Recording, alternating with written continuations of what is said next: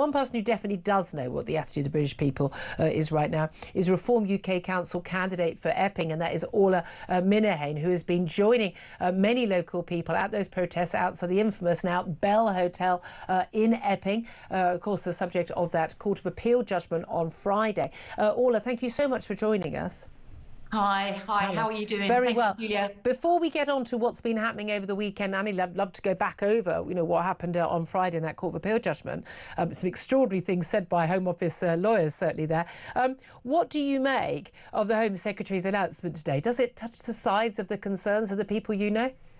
They're completely out of touch, Julia. They're not listening, they're not understanding, they're not engaging. I mean, it's not just Epping. This is up and down this country. Every town, every city, protests, people out putting flags up saying we've had enough, we don't want this anymore, please listen to us. Our rights are being put on the back burner. Our rights don't matter as much as the rights of migrants that are coming into the country. Well, you were told that by the Home Office lawyer in the Court of Appeal. Literally said that. And Richard Phillipson, the Education Secretary on telly yesterday, agreed. Repeated it. So, I can't understand how you can see what's going on. Elon Musk can see what's going on and tweets and says the people of Epping, the people of Bournemouth, yet our own government are completely blinkered. It's bizarre. I genuinely do think they don't get it. They really don't understand what people are protesting against. And if you're holding an England flag, you're probably a racist anyway, so we don't have to listen to you. We'll send the police in.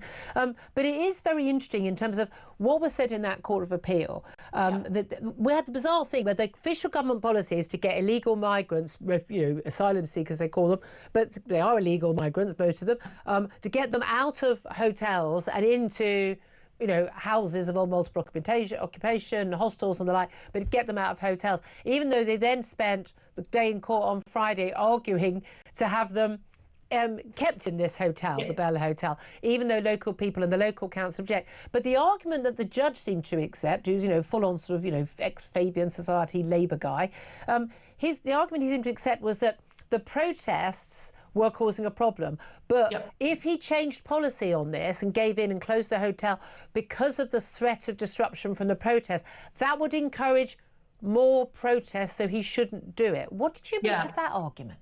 You see, I think that there's such a blurred sense of people's anger. Like you say, people stand outside hotels and say, we don't want these hotels here. We don't want these men in these hotels. They pose a risk. And then you're straight away called a racist and right-wing. So your argument or your standpoint and your point of view is thrown out without anybody listening or accepting or trying to understand what it is that you've got an issue with. My argument has always been that if you get these men out of these hotels and put them into the communities, they pose a bigger risk. That's always my concern, because the reality is right now, they're not going to be in camps. The government's not going to do that where they're secure. They're not going to be sent out of the country. They're going to be here. Is it not safer? And I've got an asylum hotel within a 10-minute walk of my place. I didn't know about it until a friend of mine tried to book a room at the hotel, for family members. And then we discovered this local facility was gone. But I would rather they were there and we knew where they were than that they were put into, private accommodation competing with local families, or worse, council accommodation competing with people on the very bottom of the social and economic ladder who really need that accommodation, which is also what's happening. So there's a couple of things. It's difficult because you want to protest because you don't want these men in these hotels. Ultimately, there are no curfew on these men. There's no curfew. There is no security guards at these hotels. There are random guys that are there wearing masks, standing around. They're not security. They are security, because the same as my local one, they're security to stop you going in. Well, to stop us going in and to look like it's manned.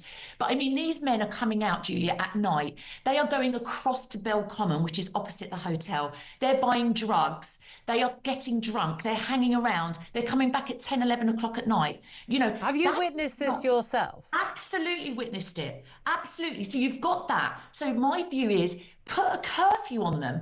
Keep them, if they've got to be in a hotel, then keep them in that hotel and give them very clear very clear guidelines about when they're allowed out and when they're not. I mean, I certainly would think that it would be perfectly reasonable that people should be tagged who were here illegally. Absolutely. That seems to me. And again, if you're desperate and you're fleeing from persecution elsewhere, you'd be quite happy for that to be the case. But the reality is that's not going to happen, certainly under this government. What do you make of the protests? And I know you were speaking at one of the protests yesterday. We've had protests not just in Epping, where there have been arrests, but also at Canary Wharf, where we saw a police officer got punched. Pepper spray was used by police on a man, but also we know a child was affected by the pepper spray. What happened in Epping, and what do you make of how the police are largely handling these protests, bearing in mind often, and particularly at Canary Wharf, you've actually got more people protesting for the asylum seekers than you've got against? Yeah, we didn't have any counter-protesters last night. After Friday, everybody was very, very angry and upset. Of course they were. But last night, we said very clearly, this is a peaceful protest. Sunday night, bring families, bring older people. There were people there, Julia, in wheelchairs. There were elderly people. There were children. There must have been 1,500 people in Epping. The police, from the minute we got there, were heavy-handed. They were en masse. And I said to the police officer, the liaison officer, why are there so many of you here? There's no counter-protests. What is it that you think we're going to do? There were Sussex, Essex, Kent, the Met, and they were all in riot gear. And straight away, you sensed that there was something that wasn't quite right.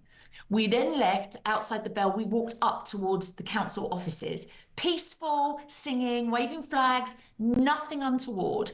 And then Sarah, who is a friend of mine and has been one of the mums who has been, she's not a leader, she's not, an agitator, she's just an ordinary mum. The organiser, one of the organisers, went up the stairs of the council building and held a flag.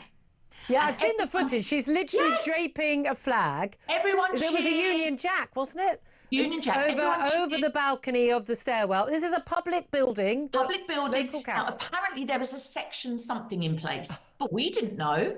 How do we know what section's in place? So she did that. So she wasn't actually allowed. So wait a minute. So as a local taxpayer, she wasn't allowed to enter, to stand on the external steps of that building? Apparently. That's apparently why she was arrested. So and it looked very heavy-handed, the arrest, because she's quite a petite woman, isn't she? She's 5'3" and weighs 7 stone. And four men took her down onto the concrete on the top of the stairs. They handcuffed her behind her back and they dragged her down the stairs and put her in the back of a meat wagon. Julia, it may surprise you, I have had very, very little interaction with the police in my life, maybe speeding 2 miles over the limit. So I've never seen police in action like this. Yeah. But I was mortified. Women were crying, it was horrendous scenes. And because of that, obviously, tensions got high. The police barricaded us in. It was so unnecessary. And especially as we've seen in previous policing, people say, well, why weren't the police in riot gear? And we're told by chief police officers, because that kind of can provoke things, and we try and do low-key policing. One of the things the British police over the years have been very good at is very low-key policing. But when I see those marches every 2 weeks through London, which are terrifying for my fellow Jewish citizens, pro-Palestinian, people shouting about, destroying Israel and supporting a terrorist group, blatantly often, I don't see police in riot gear.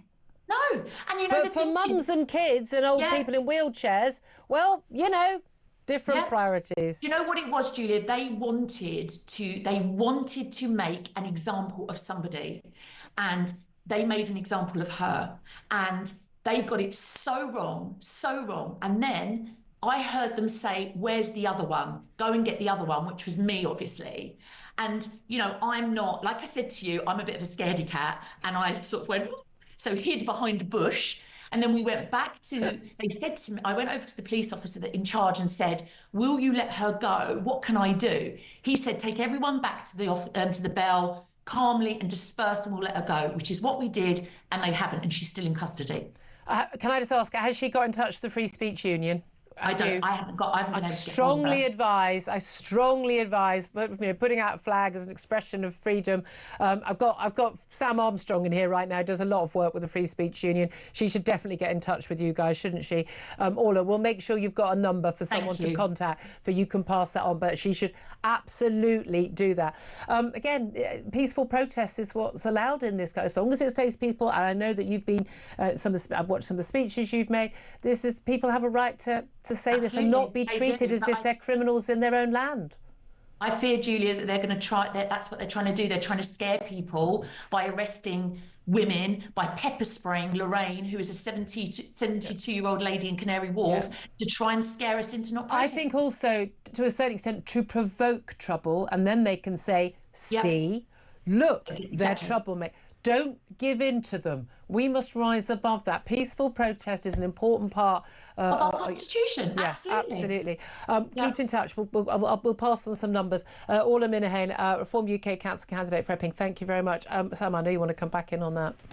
Look, the government of this country just think it's easier to send in riot police to go after grannies, mums, people peacefully protesting that what is happening to their local community, that it is to deal with what we're going on. And we now know what the plan is. Nigel Farage set out last week pretty much what you have to do to stop this issue, if not overnight, pretty darn quickly.